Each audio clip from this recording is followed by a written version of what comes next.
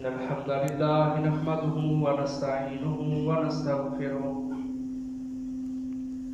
ونعوذ بالله من شرور أنفسنا ومن سيئات أعمالنا من يهده الله فلا مضل له ومن يضلل فلا هادي له وأشهد أن لا إله إلا الله وحده لا شريك له وأشهد أن محمدًا عبده ورسوله أرسله بالحق بشيرًا ونذيرًا بين يدي الساعة من يطع الله ورسوله فقد رشد ومن يعص الله ورسوله فقد غوى فإنه لا يضر إلا نفسه ولا يضر الله شيئا نسأل الله ربنا تبارك وتعالى أن يجعلنا ممن يطيعه ويطيع رسوله ويتبع رضوانه ويجتنب سخطه فإنما نحن به وله يا أيها الذين آمنوا اتقوا الله حق تقاته ولا تموتن إلا وأنتم مسلمون يا أيها الناس اتقوا ربكم الذي خلقكم من نفس واحدة وخلق منها زوجها وبث منهما رجالا كثيرا ونساء واتقوا الله الذي تساءلون به والأرحام إن الله كان عليكم رقيبا يا أيها الذين آمنوا اتقوا الله وقولوا قولا سديدا يصلح لكم أعمالكم ويغفر لكم ذنوبكم ومن يطع الله ورسوله فقد فاز فوزا عظيما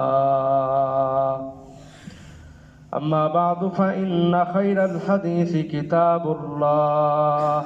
وخير الهدي هدي محمد وشر الأمور محدثاتها وكل محدثة بدعة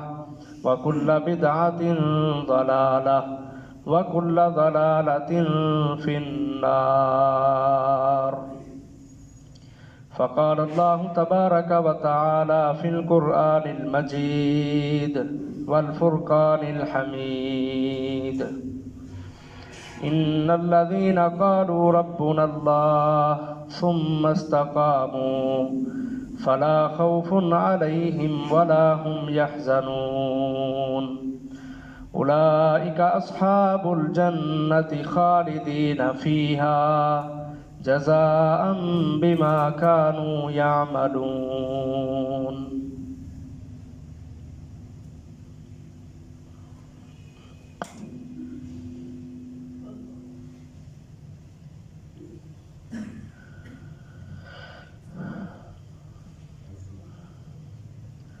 اللہ احکم الحاکمین کو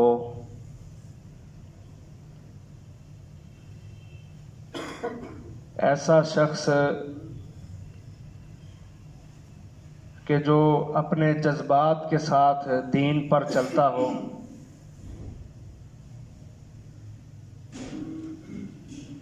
کہ جب اس کے ایمان میں جذبہ پیدا ہوا وہ نمازیں پڑھنے لگ گیا اور جو ہی ایمان کا لیول کم ہوا جذبہ ختم ہوا اس نے نمازیں چھوڑ دیں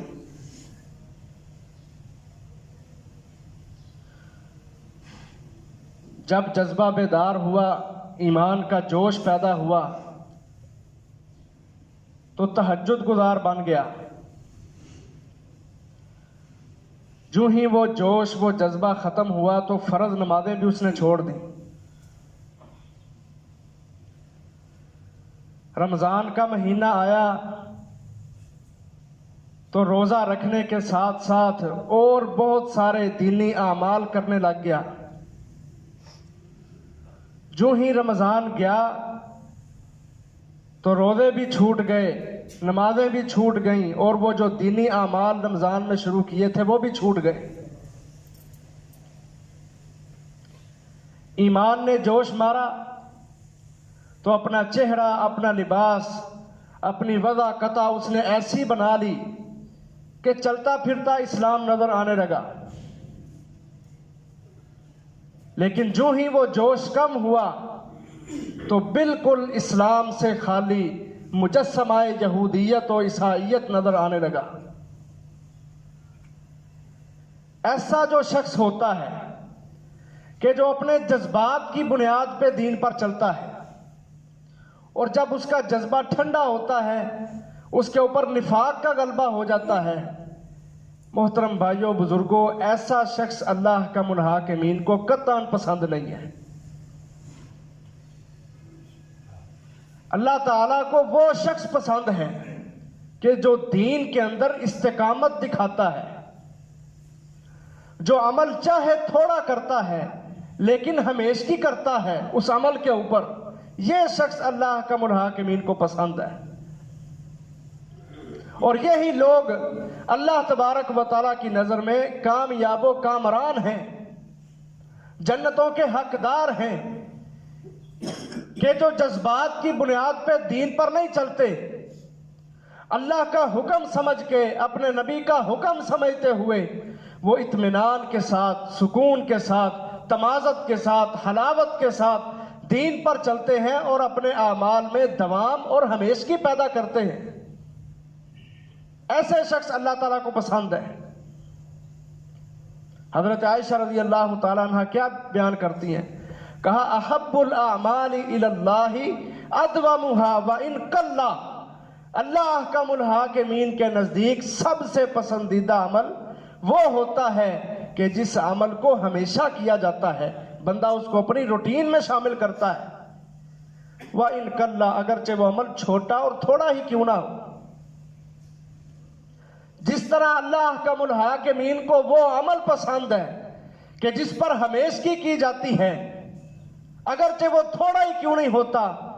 بالکل اسی طرح اللہ تعالیٰ کو وہ انسان پسند ہے، وہ شخص اللہ کے ہاں محبوب ترین ہے کہ جو جذبات کی بنیاد پر نہیں بلکہ اطمینان کے ساتھ، استقامت کے ساتھ دین پر عمل کرتا ہے، اگرچہ وہ اپنے عمل کے اندر قلت کو ہی کیوں نہیں رکھتا۔ تو محترم بھائیوں، اس کی ایک جھلک، کون وہ لوگ تھے کہ جنہوں نے اپنے دلوں کے اندر استقامت کو پیدا کیا اور دنیا کی بڑی بڑی طاقتیں، لوگوں کے بڑے بڑے ظلم، لوگوں کے بڑے بڑے تانے ان کو دین اسلام سے پھیر نہیں سکے۔ آئیں میں آپ کو ان لوگوں کی جھلک دکھاتا ہوں۔ نبی اکرم صلی اللہ علیہ وسلم پر تو ظلم و ستم کے پہاڑ توڑے قریشیوں نے، اور اس کے بعد وہ لوگ جو نبی اکرم صلی اللہ علیہ وسلم پر ایمان لانے والے تھے، صحابہ کرام، اور جن کی شان یہ ہے کہ نبی اکرم صلی اللہ علیہ وسلم فرماتے ہیں جس نے ایمان کی حالت میں مجھے دیکھ لیا ہے، اللہ کا منحاکمین نے اس پر جہنم کو حرام کر دیا ہے۔ وہ لوگ، وہ صحابہ کرام، وہ ایمان کے پہاڑ، قریش کے لوگوں کو، بڑے بڑے سرداروں کو پتا چلا کہ صرف محمد ہی نہیں اس کام کے اندر، بلکہ اس نے بڑے لوگوں کو اسلام کی طرف لگا دیا ہے۔ سارے توحید کی صدائیں بلند کرتے ہیں، سارے اللہ اکبر کے نعرے لگاتے ہیں، سارے اس اکیلے اللہ کے آگے جھکتے ہیں، اس سے مرادیں مانگتے ہیں۔ بڑا غصہ آیا ان سرداروں کو۔ اللہ اکبر۔ پچھلے خطبہ میں آپ نے سنا کہ ہمارے نبی محمد صلی اللہ علیہ وسلم پر کفار نے کس طرح ظلم و ستم کیے۔ آپ مطاف میں ہیں تو آپ کے اوپر اوجریاں لا کے رکھی جاتی ہیں، آپ اپنے گھر میں ہیں تو آپ کے گھر میں کوڑا پھینکا جاتا ہے، آپ کے لیے ہنڈیا سالن پک رہا ہے، اس ہنڈیا کے اندر گند ڈال دیا جاتا ہے۔ آپ کے چچے جو بڑے قریبی تھے وہ بھی آپ کے اوپر ظلم و ستم کے پہاڑ توڑتے ہیں، اور پیچھے وجہ کیا ہے؟ کلمہ طیبہ۔ کلمہ طیبہ۔ ہمیشہ کفر کو یہ چیز پسند نہیں، کلمہ توحید ہمیشہ کفر کو ناپسند ہے، اور وہ اس کو ختم کرنے کے لیے ایڑی چوٹی کا زور لگاتے ہیں، جس طرح انہوں نے ابتدائے اسلام میں محمد الرسول اللہ صلی اللہ علیہ وسلم کو اس کلمے سے، اس دعوت سے روکنے کے لیے ظلم و ستم کے پہاڑ توڑے تھے۔ وہ کافر ہیں، ان کو اپنی سرداریوں کا خطرہ ہوتا ہے، وہ چاہتے ہیں دنیا ہماری ہے، ہم دنیا کے چودھری ہیں، دنیا کے اوپر ہمارے نظام چلنے چاہیے، دنیا کے اوپر ہمارے ورلڈ آرڈر چلنے چاہیے، جو ہم کہیں وہ دنیا کے اندر ہونا چاہیے، انسانوں کو آزادی ہونی چاہیے، مرد و زن کا اختلاط ہونا چاہیے، ہر انسان جس طرح اس کا جی چاہتا ہے وہ اس طرح اپنی زندگی گزارے۔ یہ کافروں کی سوچ جو وہ اپنے دلوں میں پیدا کیے ہوئے، اللہ کی قسم پوری دنیا کا رخ بدلنا چاہتے ہیں۔ ان کو بھی یہی موت پڑ رہی ہے، یہ قریش کے بڑے بڑے سرداروں کو۔ پیچھے مسئلہ کیا ہے؟ صرف کلمہ توحید پسند نہیں، اللہ احکم الحاکمین کا دین، اس کی حاکمیت کا قیام، اس کے دین کا غلبہ، یہ کافروں کو کبھی پسند نہیں۔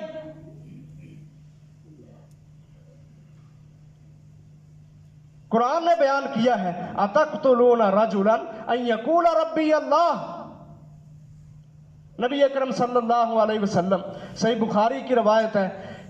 حضرت عبداللہ بن عمر بن عاص رضی اللہ عنہ بیان کرتے ہیں، میں نے عروہ بن زبیر سے رضی اللہ عنہ سے پوچھا کہ مجھے بتاؤ مکے کے اندر نبی صلی اللہ علیہ وسلم پر بڑے ظلم کیے گئے، جو سب سے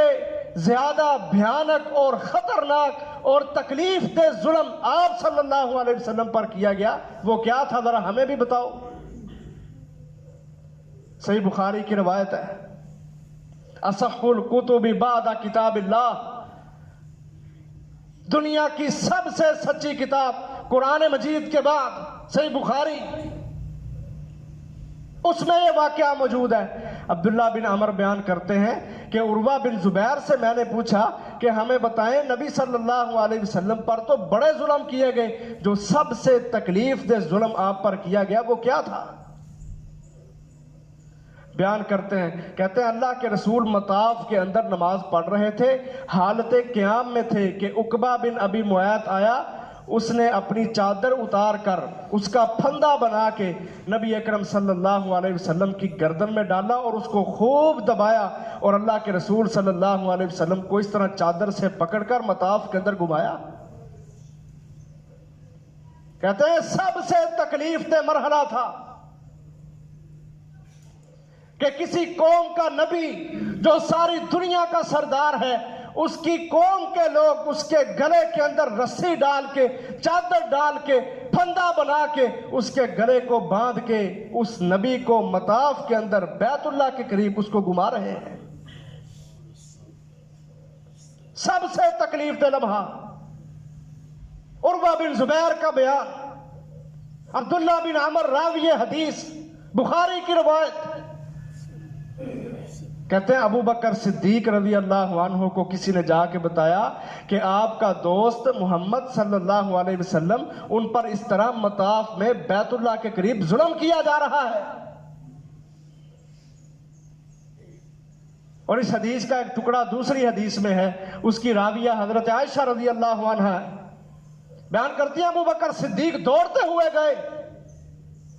جا کے عقبہ بن ابی معیط سے چھڑوایا، گلے کے اندر جو رسی اس نے باندھی تھی، جو چادر باندھی تھی، اس کو کھولا اور ساتھ کہا اتقتلون رجلا ان یقول ربی اللہ، کیا تم اس آدمی کو، اس محمد کو صلی اللہ علیہ وسلم کو صرف اس بنیاد پہ قتل کرنا چاہتے ہو کہ یہ کہتا ہے کہ میرا رب لات منات عزا ہبل نہیں، بلکہ میرا رب تو اللہ وحدہ لا شریک ہے؟ یہ مثال کے طور پہ میں نے آپ کے سامنے حدیث رکھی ہے کہ ہمیشہ کافر کو اسلام سے، مسلمان سے یہ تکلیف ہوتی ہے کہ یہ توحید کا نعرہ کیوں بلند کرتا ہے، لا الہ الا اللہ کیا چیز ہے، محمد الرسول اللہ صلی اللہ علیہ وسلم کلمے کے اس دوسرے حصے میں جو رسالت ہے، نبوت ہے، اس کا کیا مطلب ہے، کیا مقصد ہے، ہم اس کو دنیا کے اوپر نہیں دیکھنا چاہتے۔ قرآن نے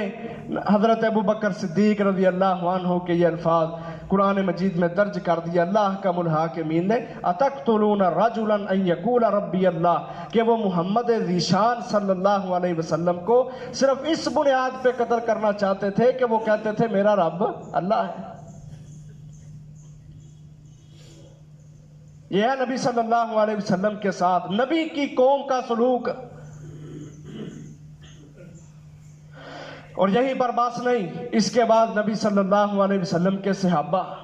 آپ کے ساتھی، دن رات کے ساتھی، غاروں کے ساتھی، تنہائیوں کے ساتھی،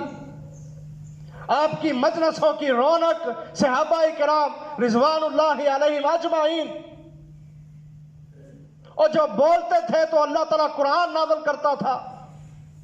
جن کے اخلاق کو دیکھ کے، جن کے رویے اور کردار کو دیکھ کے رب رحمان آسمان سے قرآن کی آیات نازل کیا کرتے تھے نبی صلی اللہ علیہ وسلم کے قلب اطہر پر۔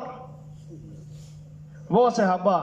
اللہ کی قسم دیکھو ان کی کیسی استقامت تھی دین کے اوپر کہ اللہ کا الحاکمین نے قرآن مجید میں نقشہ کھینچ دیا۔ 26ویں پارے میں سورۃ الاحقاف میں کہا ان الذین قالوا ربنا اللہ ثم استقاموا، وہ لوگ کہ جنہوں نے کہا کہ ہمارا رب اللہ ہے، ہم دنیا میں کسی اور نظام کو نہیں چاہتے، کسی آمریت کو ہم دنیا پہ پسند نہیں کرتے، ہمارا رب اللہ ہے، اس نے ہمیں پیدا کیا ہے، وہ ہمارا خالق ہے، جوانی صحت سلامتی دینے والا ہے، سب کچھ عطا کرنے والا ہے، حق بھی اسی کا ہے کہ اسی کی عبادت کی جائے، اس لیے انہوں نے کہا ہمارا رب اللہ ہے۔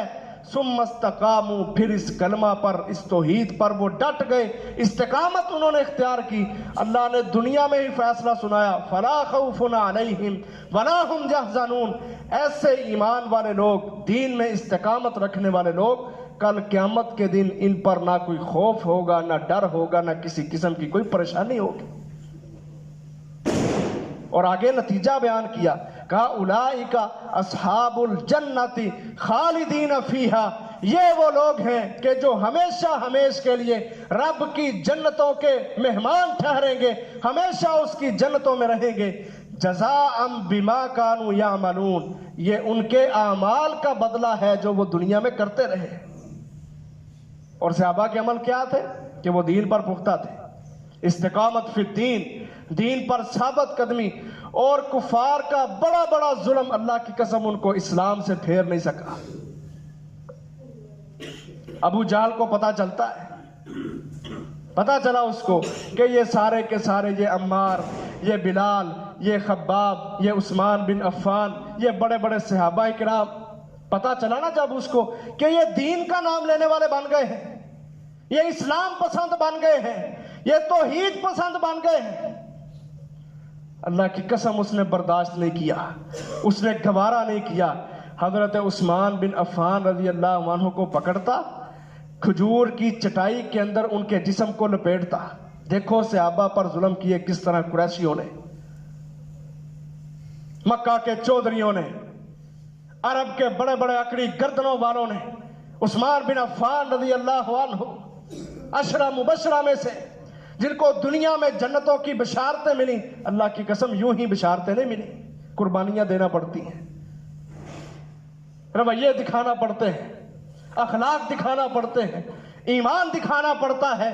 ایمان پر جوش اور جذبہ اور دین پر استقامت اللہ کا الحاکمین کو دکھانا پڑتی ہے، پھر دنیا میں جنتوں کے سرٹیفکیٹ ملتے ہیں۔ ہم منہ سے میٹھا میٹھا محمد کر کے انگوٹھے چوم کے سمجھتے ہمیں جنت مل جائے گی۔ صحابہ کرام پر ظلم کیے گئے، عثمان بن عفان کو، ذو النورین کو، غنی کو اللہ کی قسم کھجور کی چٹائی میں لپیٹ دیتے اوپر سے بند کر دیتے, نیچے سے آگ لگا کے نا کھجور کو, اس کا دھواں جو ہوتا تھا اس دھوئیں کو حضرت عثمان بن عفان رضی اللہ عنہ کی سانس کے اندر شامل کیا کرتے, ان کا سانس بند کرنے کی کوشش کیا کرتے.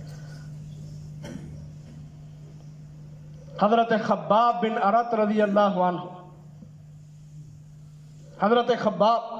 جلیل القدر سے صحابی ہیں, کلمہ پڑھنے والے ہیں. کیا ظلم کیا جاتا ہے عام علاقوں میں نا, یہ جو ہمارے علاقے ہیں یہاں سخت گرمی کے اندر بھی اس طرح کی گرمی نہیں ہوتی جس طرح عرب کے اندر ہوتی ہے. عرب کی جو گرمی ہوتی ہے, آج بھی آپ دیکھ لیں جتنے عرب ممالک ہیں, یہ دبئی ہے, یہ سعودیہ ہے, جتنے ممالک ہیں وہاں پر اے سی چلتے رہتے ہیں, گاڑیوں میں بھی, دکانوں میں بھی, گھروں میں بھی, باہر چلا ہی نہیں جاتا. ویسے ان تپتے صحراؤں کے اوپر, آج تو بڑی ترقی ہے نا, اس وقت یہ چیزیں نہیں تھیں, یہ بڑی بڑی عالی شان بلڈنگیں, اس طرح کا کوئی وہاں ماحول نہیں تھا. ان تپتے صحراؤں کے اوپر حضرت خباب بن ارت رضی اللہ عنہ, اللہ کی قسم ان کو لٹایا جاتا, اور تپتے صحرا پر ہی نہیں بلکہ دہکتے ہوئے کوئلے لے کر ان کو آگ لگا کے جب وہ دہکنے لگ جاتے ان کی آگ کو بجھا دیا جاتا, اور ان دہکتے ہوئے کوئلوں کے اوپر خباب بن ارت رضی اللہ عنہ کو ننگا کر کے اللہ کی قسم لٹایا جاتا تھا. جب مدینہ میں آئے نا ہجرتیں کر کے, صحابہ اکرام ہجرتیں کر کے مدینہ میں آئے, تو بڑے بڑے صحابہ اکرام حضرت خباب کو کہتے, اے خباب ذرا اپنی کمر سے کپڑا ہٹاؤ, ہم دیکھنا چاہتے ہیں کہ کفار قریش نے جو آپ کے اوپر ظلم کیے تھے ہم ان کے نشانات دیکھنا چاہتے ہیں. صحابہ بیان کرتے ہیں جب حضرت خباب کپڑا اٹھاتے ہیں نا اپنی کمر سے, تو ان کی کمر کے اوپر بڑے بڑے گڑے پڑے ہوئے تھے اس ظلم کی وجہ سے جو مکہ میں قریش کے سردار دہکتے ہوئے کوئلوں کے اوپر لٹا کے کیا کرتے تھے.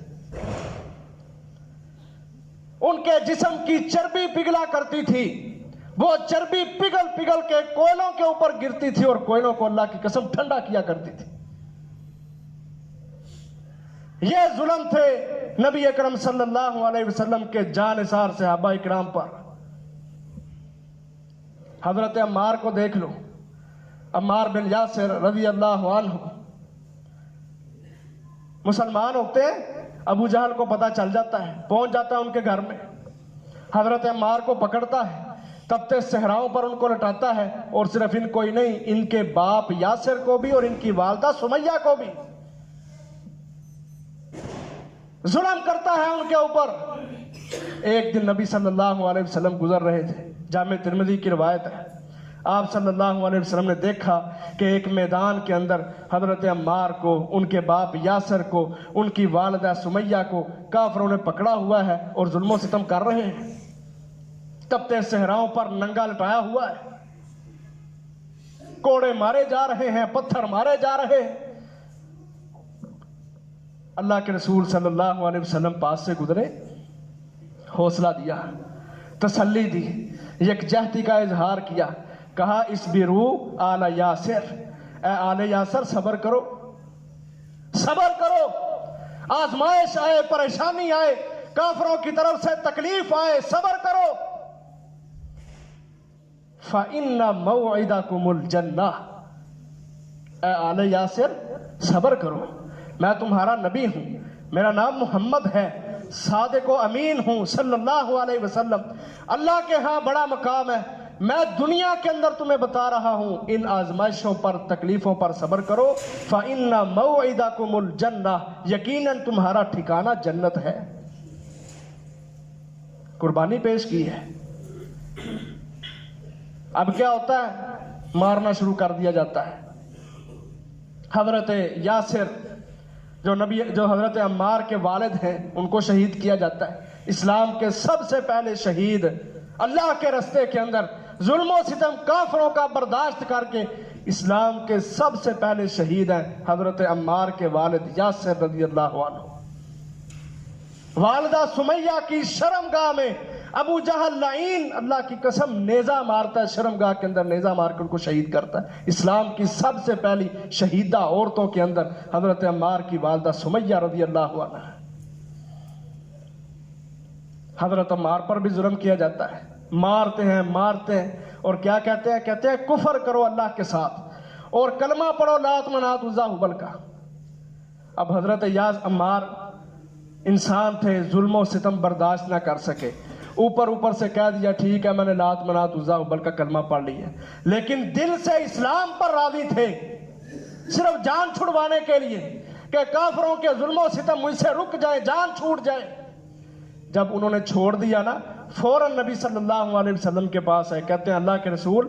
میں قسم اٹھا کے کہتا ہوں کہ میں نے اللہ کے ساتھ کفر نہیں کیا، آپ کی نبوت رسالت کا انکار نہیں کیا، میں منکر نہیں ہوا، صرف کافروں کا ظلم برداشت نہیں ہو رہا تھا، میں اپنی زبان سے، دل سے نہیں، زبان سے صرف یہ کہہ آیا ہوں کہ میں نے اللہ کے ساتھ کفر کیا، لات منات عزا ہبل پر ایمان لے آیا۔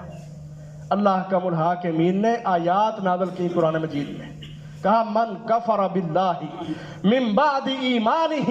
الا من اکرہ وقلبہ مطمئن بالایمان ولکن من شرح بالکفر صدرا فعلیہم غضب من اللہ، کہا وہ شخص کہ جس کو ایمان کے حوالے سے کفر کرنے پر مجبور کر دیا جائے لیکن اس کا سینہ وہ اسلام کے اوپر مطمئن ہو، اس کا سینہ اسلام کے ساتھ وہ شارح بن چکا ہو، کھل چکا ہو، یہ شخص اللہ کی نگاہ کے اندر پکڑ والا، عذاب والا نہیں ہے، کیونکہ یہ دل سے اسلام پر، اللہ پر راضی ہے۔ کفر سے جان چھڑوانے کے لیے، ظالموں کے ظلم سے جان چھڑوانے کے لیے اس نے کفر کا اظہار کیا ہے۔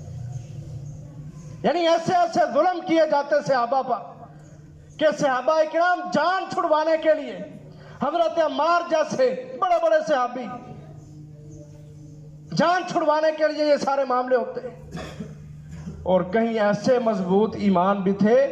کہ ان کے اوپر ظلم و ستم کے پہاڑ توڑے جاتے لیکن وہ اللہ کے ساتھ کفر نہیں کیا کرتے تھے، وہ احد کی صدائیں لگاتے تھے۔ حضرت بلال رضی اللہ عنہ امیہ کے غلام ہیں، امیہ کافروں کا بڑا سردار ہے، اس کے غلام ہیں حضرت بلال رضی اللہ عنہ، کالا رنگ ہے، حبشی ہے، حبشی کالا رنگ، غلام ہے امیہ کے۔ پتا چلا کہ اس غلام نے بھی کلمہ پڑھ لیا ہے، تبتے صحرا پہ لے جاتا، سخت قسم کے پتھروں کے اوپر پتھر نیچے لٹا کے، سخت پتھروں کو، وہ گرم جو پتھر ہو چکے ہوتے تھے ان کو حضرت بلال کے پیٹ پہ رکھا جاتا، پیٹ کے اوپر رکھتے، اوپر سے کوڑے مارے جاتے، گردن کے اندر رسی ڈال کے مکہ کے جو اوباش اور چول قسم کے نوجوان تھے ان کو پکڑا دیتے، وہ حضرت بلال کو لیے پورے مکہ کی گلیوں کے اندر گھماتے رہتے۔ دیکھو ایمان کا پہاڑ بلال، ظالم کفار قریش کے گلے کے اندر رسی باندھ کے مکہ کی گلیوں کے اندر ایمان کے پہاڑ حضرت بلال کو گھما رہے ہیں۔ یہ داستان رقم کی صحابہ نے، لیکن اتنا ظلم ہے،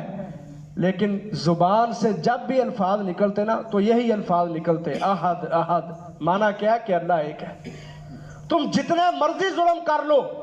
جتنے مرضی ظلم و ستم کے پہاڑ توڑ لو، حضرت بلال رضی اللہ عنہ کی زبانی ایک ہی ترانہ بس وہ سنتے تھے، احد احد کہ اللہ ایک ہے۔ کبھی انہوں نے ظلم برداشت کیے ہیں، کبھی زبان سے یہ الفاظ نہیں نکالے کہ ٹھیک ہے میں لات منات عزا ہبل کا کلمہ پڑھتا۔ یہ بڑے بڑے ظلم ہیں نبی صلی اللہ علیہ وسلم کے صحابہ پر، تو بلال نے قربانی دی نا، تو اللہ نے دیکھو کیا، کس قدر بہترین نعمت سے اللہ نے سرفراز کیا۔ نبی صلی اللہ علیہ وسلم فرماتے ہیں میں معراج میں گیا جنت کے اندر، میں نے جنت دکھائی اللہ تعالیٰ نے مجھ کو، جنت میں میں نے سنا کہ مجھے اپنے آگے کسی کے قدموں کے چلنے کی آواز آ رہی ہے۔ جنت کے اندر معراج میں نبی صلی اللہ علیہ وسلم فرماتے ہیں میں نے اپنے آگے دفنا علیک، دفنا علیک، اپنے آگے جوتوں کے چلنے کی آواز سنی کہ کوئی چل رہا ہے۔ تو میرے ساتھ جو فرشتے تھے میں نے ان سے پوچھا یہ جنت میں کون مجھ سے پہلے میرے آگے آگے چل رہا ہے؟ انہوں نے کہا یہ آپ کے صحابی حضرت بلال رضی اللہ عنہ ہے۔ نبی صلی اللہ علیہ وسلم فرماتے ہیں میں خوش ہوا جب واپسی ہوئی صبح کے وقت، بلال سے پوچھا بلال کون سا عمل کرتے ہو، کیا کرتے ہو؟ کیونکہ میں نے تیرے چلنے کی آواز جنت کے اندر سنی ہے، اپنے آگے سنی ہے، تیرے قدموں کے چلنے کی آواز۔ حضرت بلال کہتے ہیں اللہ کے رسول، میں نے دنیا میں مطلب میں جب سے مسلمان ہوا ہوں، جب بھی میں نے وضو کیا ہے، دن کے وقت یا رات کے وقت، جب بھی میں نے وضو کیا، وضو کرنے کے بعد جتنی نماز اللہ نے میرے حق میں لکھ دی ہوئی ہے نا، وہ 2 رکھتے ہوں 4 رکھتے ہوں، میں وہ اتنی نماز ضرور پڑھتا ہوں۔ میرا یہ عمل ہے، مجھے امید ہے اس عمل کی وجہ سے مجھے اللہ احکم الحاکمین نے یہ شان دی ہے۔ اب دیکھو حضرت بلال جو حبشی ہیں، یاد رکھو اللہ احکم الحاکمین کے ہاں یہ شکلیں صورتیں کوئی حیثیت نہیں رکھتی۔ اللہ تعالیٰ ہمیشہ انسان کے عمل کو دیکھتے ہیں۔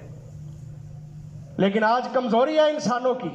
کہ آج انسان اپنی شکل و صورت سنوارنے میں لگا ہے۔ میرا کپڑا اچھا ہونا چاہیے، لباس اچھا ہونا چاہیے، جوتا اچھا ہونا چاہیے، رہن سہن کا ماحول اچھا ہونا چاہیے، لیکن اسلام کی فکر، عمل کی فکر، نماز روزے حج زکوٰۃ کی فکر، جہاد فی سبیل اللہ کی فکر، صدقہ و خیرات کی فکر یہ ہے ہی نہیں۔ جبکہ اللہ احکم الحاکمین کا محل نظر کیا ہے کہ اللہ تعالیٰ انسان کے دل کو دیکھتا ہے اور اس کے عمل کو دیکھتا ہے۔ امیہ کے غلام بلال جیسا حبشی کالے رنگ کا صحابی، ہم تو دنیا میں کسی کالے کو دیکھیں نا تو دل میں پتہ نہیں کیا ہوتا، وہ ایڈا کالا، مذاق بنایا جاتا ہے اس کا۔ یہاں دیکھو حضرت بلال کو، رنگ کالا سیاہ ہے لیکن قربانیاں پیش کی ہیں، ظلم و ستم کو برداشت کیا ہے، امیہ کی لاٹھیوں کو کوڑوں کو برداشت کیا ہے، کفار گلے میں رسی باندھ کے مکہ کی گلیوں میں گھماتے ہیں، برداشت کیا ہے، عہد عہد کا ترانہ گایا ہے، قربانی پیش کی ہے۔ دیکھو چلتے زمین پہ ہیں، قدموں کے چلنے کی آواز اللہ تعالیٰ جنت میں محمد صلی اللہ علیہ وسلم کو سناتے ہیں۔ قربانیوں سے عمل ہوتا ہے، زندگی بنتی ہے۔ حضرت زنیرہ رضی اللہ عنہ بوڑھیا عورت ہے، بوڑھی عورت ہے، آخری بات، بوڑھی عورت ہے، لوگوں کے گھروں میں کام کاج کر کے نا اپنے گھر کا گزارا کرتی ہے، اپنا گھر چلاتی ہے، لوگوں کے گھروں میں کام کاج کر کے، کوئی پیسے دے دیتا ہے کوئی نہیں دیتا، لیکن جب توحید کی آواز پڑی نا کانوں میں فوراً مسلمان ہو گئے۔ بڑے بڑے قریش کے بت لکڑی اور پتھر کے، ان سے بیزاری کا اظہار کیا، مسلمان ہو جاتی ہیں۔ ابو جہل کو پتا چلا، کہتا ہے وہ بڑھیا عورت، لوگوں کے گھروں میں کام کرنے والی عورت، اب ان غریب لوگوں کو بھی پر لگ گئے، اب یہ بھی ہمارے خلاف کھڑے ہوں گے، یہ بھی ہمارے خداؤں کی بتوں کی توہین کریں گے۔ برداشت نہیں ہوا، اس بوڑھی عورت کو، صحابیہ کو، زنیرہ رضی اللہ عنہا کو، طبقات ابن سعد کی روایت ہے، اس کو پکڑتا ہے، مارنا پیٹنا شروع کر دیتا ہے، بہت زیادہ مارتا ہے، حتیٰ کہ لوہے کی سلائیاں گرم کر کے نا اس بوڑھی عورت حضرت زنیرہ رضی اللہ عنہا کی آنکھوں میں پھیرتا ہے، آنکھوں میں پھیرتا ہے۔ کیا ہوتا ہے؟ بینائی چلی جاتی ہے، نظر نہیں آتا۔ بوڑھی عورت ہے جو آ گئی، جسم کمزور ہے، ہڈیاں کمزور ہیں، ظلم و ستم برداشت نہیں کر سکتی، لیکن ابو جہل لعین مار رہا ہے، لوہے کی سلائیاں سیخیں گرم کر کے آنکھوں کے اندر پھیری ہیں، ظلم کیا ہے، بینائی چلی جاتی ہے۔ ابو جہل نعرہ لگاتا ہے، کہتا سنا تو کہتی تھی لات منات عزا ہبل کچھ کر نہیں سکتے، دیکھ ہمارے خداؤں نے ان لکڑی پتھر کے جن کی تم توہین کرتے ہو تیری بینائی لے گئے ہیں، تجھے انہوں نے اندھا کر دیا ہے۔ نعرہ لگا رہا ہے، خوشی کے ساتھ لگا رہا ہے۔ اللہ کی قسم کیا کہنے ہیں زنیرہ رضی اللہ عنہا کے ایمان کے، جب سنا کہ ابو جہل اپنے خداؤں کو اونچا دکھا رہا ہے، اللہ احکم الحاکمین کو نیچا کرنے کی کوشش کر رہا ہے، تڑپ کے اٹھتی ہے، کہتی ہے الا لا تضر اللات والعزى، کہتی ہے ابو جہل اپنی زبان بند کر لے، لات منات عزا ہبل میرا کچھ نہیں کر سکتے، ما اذهب بصری الا اللہ، میری بینائی اگر چلی گئی ہے تو اللہ کے حکم سے چلی گئی ہے۔ کتابوں میں لکھا ہے جب اس بڑھیا نے یہ بات کہی نا کہ میری بینائی بھی اگر گئی ہے تو اللہ کے حکم سے گئی ہے، اللہ تعالیٰ نے فوراً اس کی بینائی واپس لوٹا دی۔ ایمان ہے پیچھے، جذبہ ہے پیچھے، توحید ہے، قربانی پیش کی ہے، ظلم و ستم برداشت کیا ہے، لیکن اپنے دین کے اوپر قائم ہے، اللہ کی قسم توحید کے اوپر قائم ہے، تو بڑا بڑا ظلم و ستم برداشت کیا ہے، لیکن ایمان اسی طرح مضبوط ہے۔ محترم بھائیوں، یہ صحابہ اکرام کی ایمان کی مثالیں ہیں۔ کلمے کی وجہ سے کافروں نے ظلم کیا ہے، آج بھی ظلم کرتے ہیں نا کافر، کشمیر میں، فلسطین میں، افغانستان میں، برما، اراکان میں، شام میں بڑے ظلم کرتے ہیں۔ یہ سارے دنیا کے بڑے بڑے جگے جو چاہتے ہیں دنیا میں ہمارے نظام مسلط ہو، ہمارے ورلڈ آرڈر دنیا کے اوپر چلیں، بڑا ظلم کرتے ہیں۔ وجہ کیا ہے؟ صرف اس بنیاد پہ کہ کشمیریوں کا نعرہ ہے کہ وہ لا الہ الا اللہ پڑھتے ہیں، وہ اللہ کی توحید کو مانتے ہیں، وہ محمد الرسول اللہ صلی اللہ علیہ وسلم کی رسالت کو مانتے ہیں۔ برما کے اندر ظلم ہے تو کلمے کی وجہ سے ہے، شام میں، دوسرے ممالک میں ظلم ہے مسلمانوں کے اوپر، وجہ پیچھے صرف ایک ہے کہ وہ کلمہ توحید پڑھتے ہیں۔ لیکن یاد رکھیں، اللہ احکم الحاکمین نے جس طرح صحابہ کرام کو ان ساری کی ساری آزمائشوں سے نکالا، پریشانیوں سے نکالا، ظلم و ستم سے نکالا، جب اللہ نے قربانیاں دیکھی نا اپنے صحابہ کی، اللہ نے ان صحابہ کو دنیا کے اوپر سلطنتیں عطا کی یا نہیں کی؟ دنیا کے بادشاہ بنے صحابہ کرام، ابو بکر صدیق جیسے، عمر رضی اللہ عنہ جیسے، 44 لاکھ مربع میل کے حکمران، حضرت امیر معاویہ 64 لاکھ مربع میل کے حکمران، وہ بکریوں کے چرواہے، وہ لوگوں سے گالیاں کھانے والے، لوگوں کے گھروں میں کام کاج کرنے والے، لیکن جب نبی کائنات صلی اللہ علیہ وسلم نے توحید کی صدا ان کے کانوں تک پہنچائی، فوراً سب کچھ چھوڑ کر اسلام کا ڈنکا بجانے والے، توحید کے اوپر قائم رہنے والے، ایمان کے لیے، اسلام کے لیے قربانیاں دینے والے، تو وہ جو لوگوں سے گالیاں کھاتے تھے، بکریاں چراتے تھے، اللہ نے دنیا کی بادشاہتیں، دنیا کی سلطنتیں ان کو عطا کی۔ آج بھی انشاءاللہ وہی دور ہے، وہی ماحول ہے، یہ ظلم کرتے ہیں، اللہ تعالیٰ یہ قربانیاں دیکھ رہا ہے۔ ایک وقت آئے گا کہ اللہ احکم الحاکمین ان مسلمانوں کو دنیا کے اوپر حکومتیں، سلطنتیں عطا کرے گا۔ لیکن محترم بھائیوں، اپنے ایمان مضبوط کرو۔ اس میں بہت بڑا سبق ہمارے لیے یہ ہے کہ ہم اپنا ایمان مضبوط کریں تاکہ ہم اللہ تعالیٰ کو اپنی قربانیاں پیش کر سکیں۔ آج ایمان کمزور ہے، جی چاہا نماز پڑھ لی، جی نہیں چاہا نماز چھوڑ دی، دل نے پسند کیا توحید والے بن گئے، دل نے چاہا تو گھر کا ماحول اسلامی بنا لیا، دل نے نہیں چاہا تو نہیں بنایا۔ ایمان اس قدر کمزور ہے کہ دنیا داری کی وجہ سے، دنیا کی رنگ رنگیلیوں کی وجہ سے، پیٹ اور پلیٹ کی وجہ سے انسان نے اپنے ایمان کا جنازہ نکال دیا ہے، نہ اللہ کو پوچھتا ہے، نہ اپنے نبی کی سنت حدیث کو پوچھتا ہے۔ جب ہم نے قربانیاں نہیں دیں تو اللہ نے پریشانیاں ہم پر بھیجیں۔ جب ہم اللہ کے متعلق یہ گمان رکھ کے، یہ عقیدہ رکھ کے یہ سوچیں گے کہ سب کچھ اللہ نے دیا ہے، وہ لینے پر بھی قادر ہے، میں اللہ کا بندہ ہوں، اللہ مجھے آزماتا ہے، میں ہر حال میں اسلام پر، دین پر ثابت قدم رہوں گا، تو محترم بھائیوں پھر وہ وقت دور نہیں کہ اللہ احکم الحاکمین مسلمانوں کو بھی کافروں کی غلامیوں سے نکال کر دنیا کی بادشاہتیں عطا کرے گا۔ تو سبق اس میں یہ ہے کہ ہم بھی اپنے ایمان کو مضبوط کریں، دین کے اوپر پارٹ ٹائم جاب نہ کریں، فل ٹائم دین پر عمل کرنے والے بنیں، شب و روز اٹھنا بیٹھنا چلنا پھرنا، ہم چلیں تو ہماری جانوں سے اللہ کی قسم اسلام نظر آئے۔ ادخلوا فی السلم کافہ، عملی طور پر اس کا مصداق بنے۔ جب ہم عمل دکھائیں گے اللہ کو، قربانیاں دکھائیں گے اللہ کو، پھر اللہ احکم الحاکمین قادر ہے کہ اللہ تبارک و تعالیٰ مسلمانوں کو دنیا کے اوپر عزتیں اور عروج عطا فرمائے گا۔ اللہ تعالیٰ سے دعا ہے اللہ تعالیٰ ہم سب کو دین پر ثابت قدم رہنے کی توفیق عطا فرمائے۔ وآخر دعوایا ان الحمد للہ رب العالمین۔